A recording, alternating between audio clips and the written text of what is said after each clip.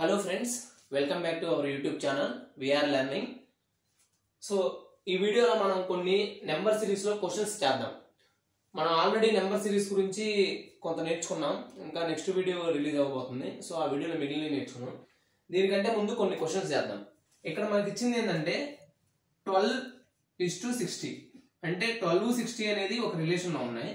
So ఇక్కడ ఒక analogy 16 to next question mark ఇచ్చారు. ఇక్కడ ఆప్షన్స్ వచ్చేసరికి 210, 112, 121, 201. ఇక్కడ చూసుకుంటే మనకి 12 కి 16 కి ఒక రిలేషన్ ఫామ్ చేయాలన్నమాట ఫస్ట్. సో 12 into 5 60 అవుతుంది.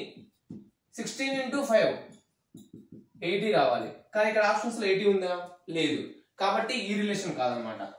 నెక్స్ట్ చూసుకుంటే 12 నుంచి 60కి వెళ్తుంది.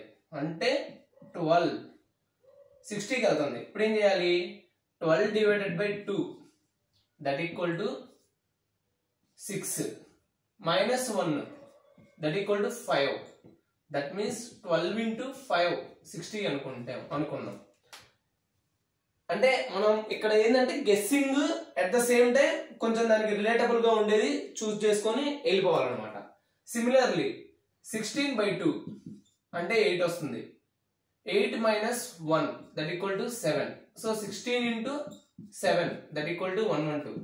సో ఇక్కడ ఆప్షన్ చూసుకుంటే 112 అనేది ఉందన్నమాట. సో ఈ లాజిక్ కరెక్ట్. ఇక్కడ మనం ఫస్ట్ లాజిక్ ఫైండ్ అవుట్ చేయాలి. నెక్స్ట్ దాని రిలేషన్ తీసుకొని మనం ఆ క్వశ్చన్ ని సాల్వ్ చేయాలన్నమాట. అంతే friends, as simple as that.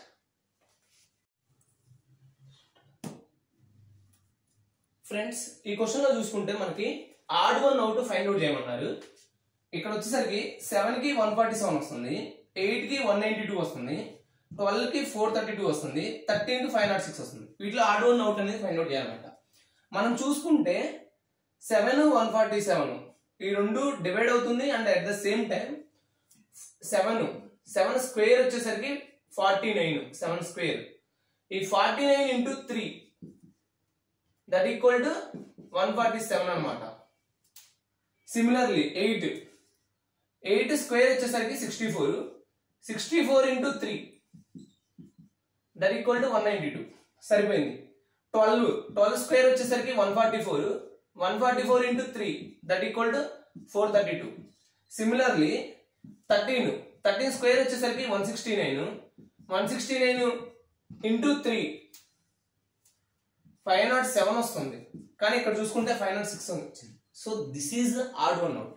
ఇక్కడ సింపుల్ ఫ్రెండ్స్, ఒక్కసారి మనం లాజిక్ ఫైండ్ అవుట్ చేయగలిగితే క్వశ్చన్ ఒక 5 to 8 seconds లో వచ్చేస్తుంది అనమాట. సో దీనికంటే ముందు మనం స్క్వేర్స్, క్యూబ్స్ వీటి మీద మంచి అవగాహన కలిగి ఉండాలి.